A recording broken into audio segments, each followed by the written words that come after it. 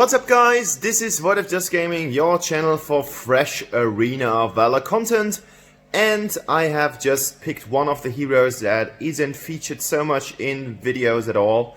It's Wiro! Wiro has received a couple of buffs throughout the last hotfixes and the updates, and he has become quite solid. Like, some people have played him as a support before, but I was going with him on the solo lane, and I was up against Arthur, and I completely wrecked him. I nearly became the MVP in this match. It was just like a little bit too close, and another hero got the MVP status, but the game all in all was really good, and I wanted to share it with you, so enjoy the video. If you haven't subscribed to What If Just Gaming, now is your chance to do so. Hit the notification bell so you will be informed every single time a video is posted. And if you like the video, a like isn't something that you should not give. Whatever, enjoy the video.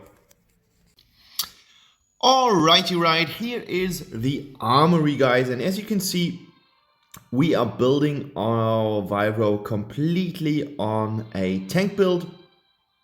No damage in between. So we do have the Mantle of Ra that gives us a little bit of a passive damage, and the other stuff are basically controlling enemies with the Aegis and the Shield of the Lost, affecting them. And we do get something for the mana defense, the magic defense, and we do get something for the control reduction with the Gilded Greaves. So that's basically the build, and you will see that we're still dealing a ton of damage while doing so, and that comes from the Arcana. We're going full damage with our Arcana, resulting in 45 additional attack damage.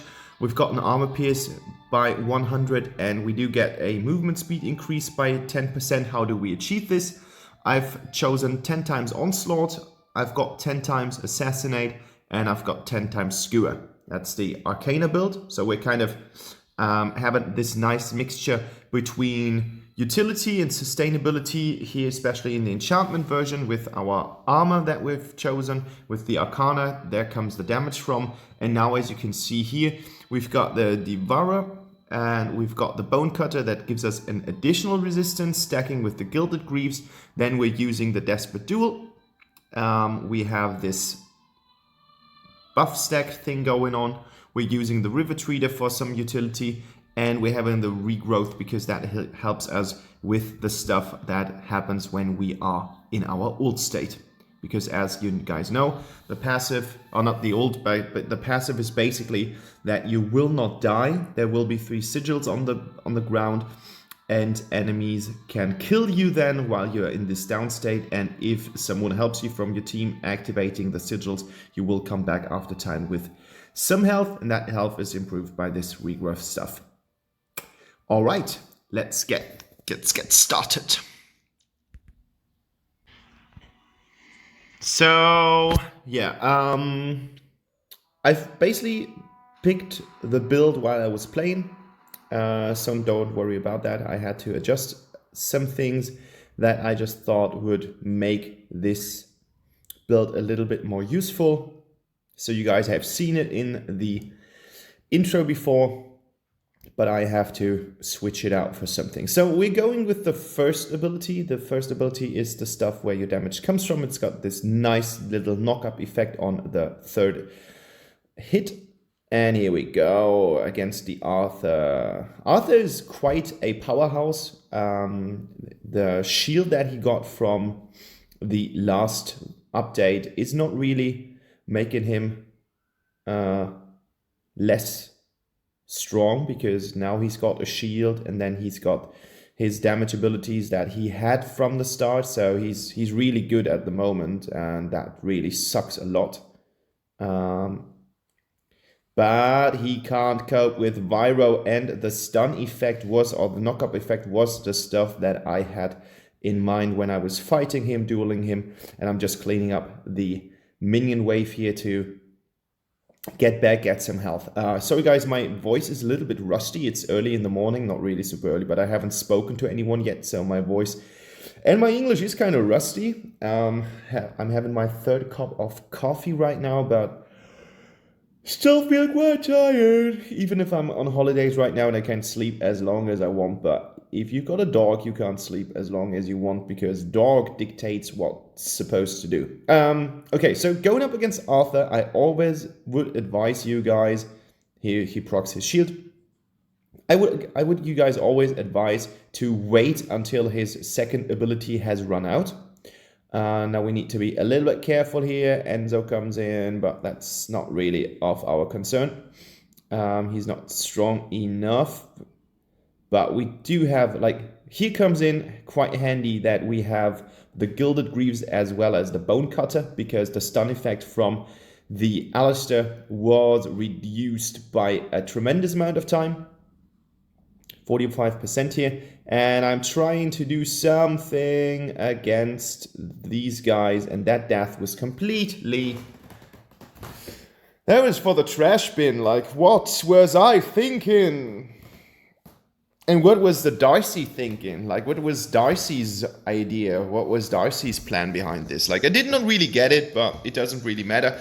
We are on a 1-1 at the moment. That's sufficient enough. And as I wanted to say, if you're fighting up against Arthur, like, he usually activates his first ability, dashes in, and then he activates his second ability for, like, the biggest amount of damage.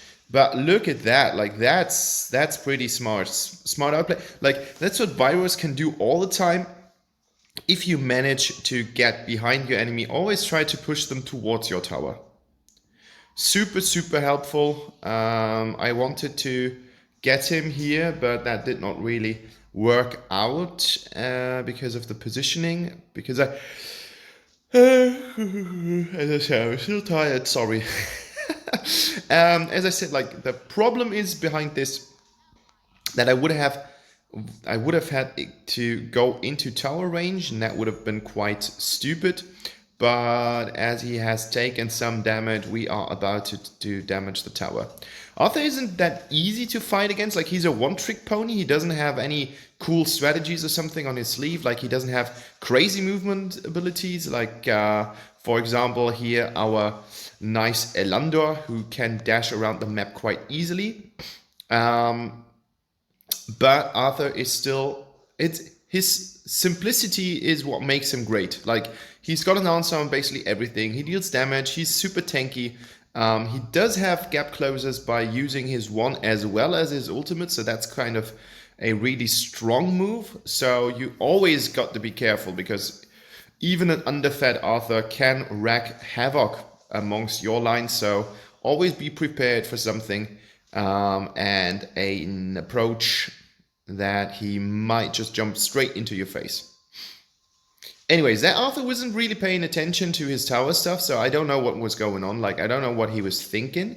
Of course, Pura doesn't deal that much damage, but in the combined approach that we both have been thrown against that tower, we were able to get the first tower here, like the second, but the first tower here on my way to the core. And things are looking quite sad at the moment. As you can see, we are up against a 1-8. That's crazy. And here we go. That's some nice loot. Thank you, people. I don't know what happened here. I don't know what their agenda was, but that was like the easiest double kill I've ever pulled off in my Arena of Valor career.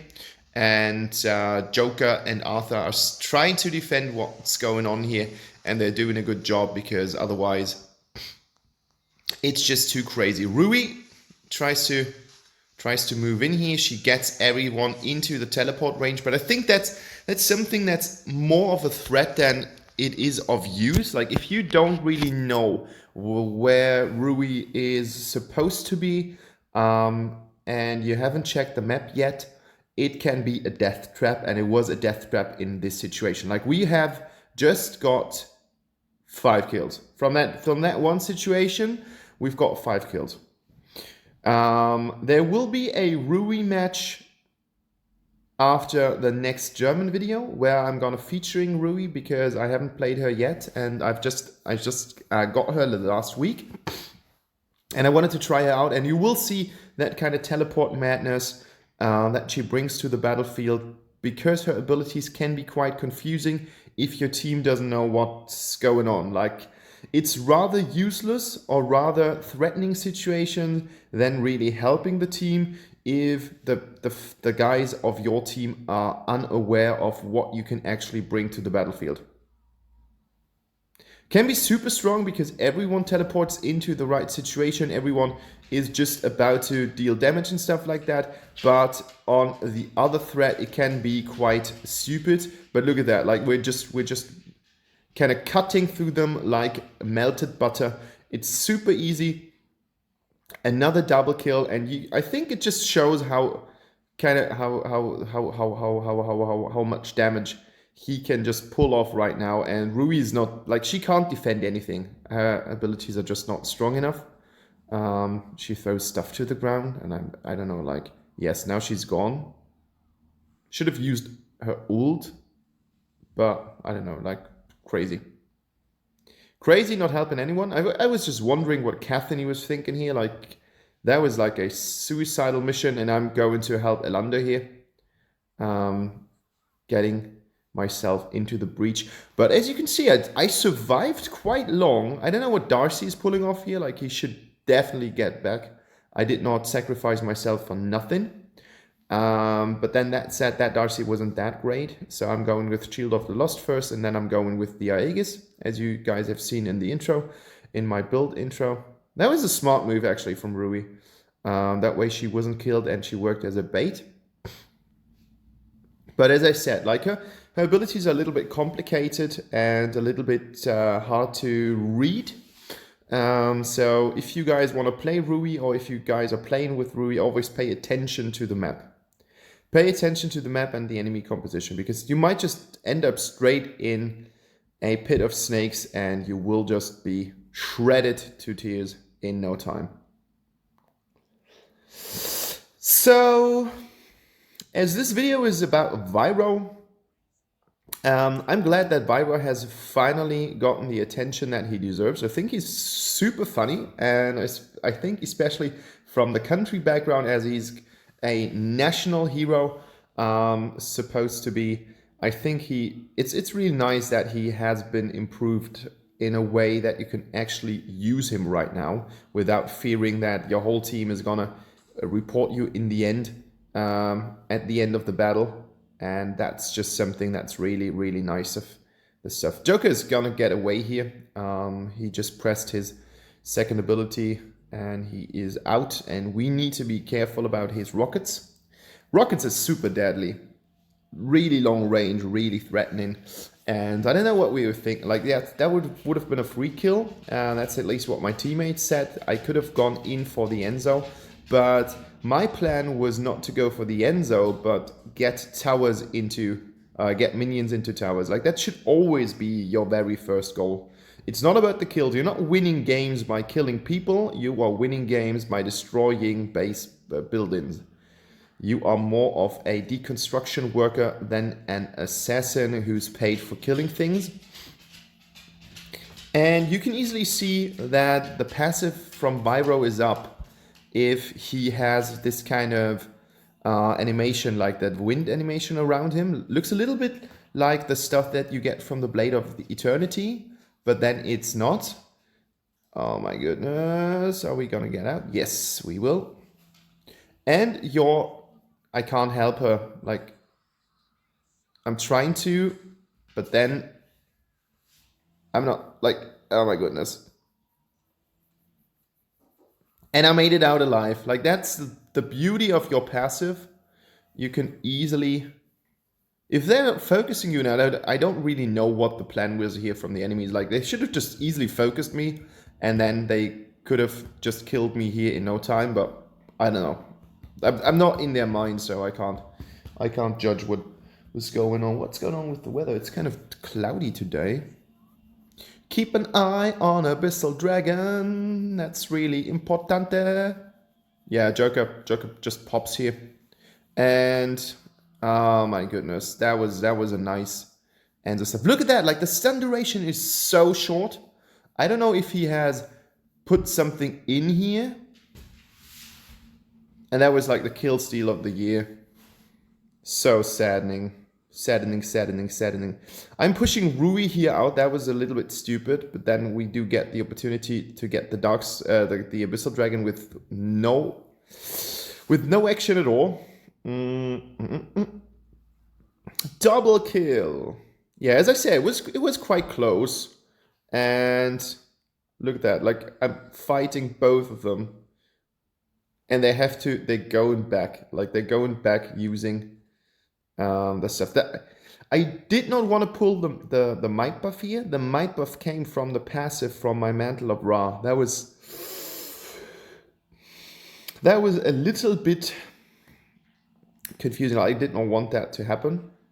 And here comes Enzo and Rui again. Like, now everyone will be here in the fight, but easy peasy lemon squeezy. We just got both of them. Double kill. That was so quick. Like, that kill was super quick. One shot to the head.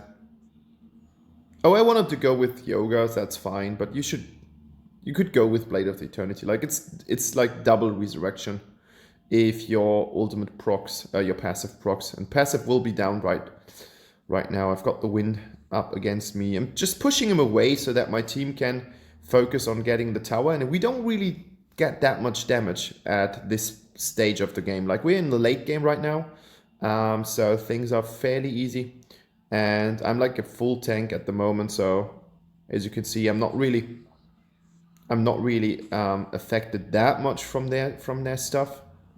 Pulling him off again, another stuff, and I will die in the end for a third death just because I can. Here we go. But we just won the game. If not for the last death, eventually it would have been MVP. Like, I should have just stepped back a little bit, and that would have helped. But I think it just overall shows how well Wiro works out, especially if you build him full tank. So as you can see, 8-3-11, that's fine. That's the build. And here goes the stats, 20 something damage, 31 tanked, and yeah. That was the game, guys. Don't forget to subscribe. Bye-bye.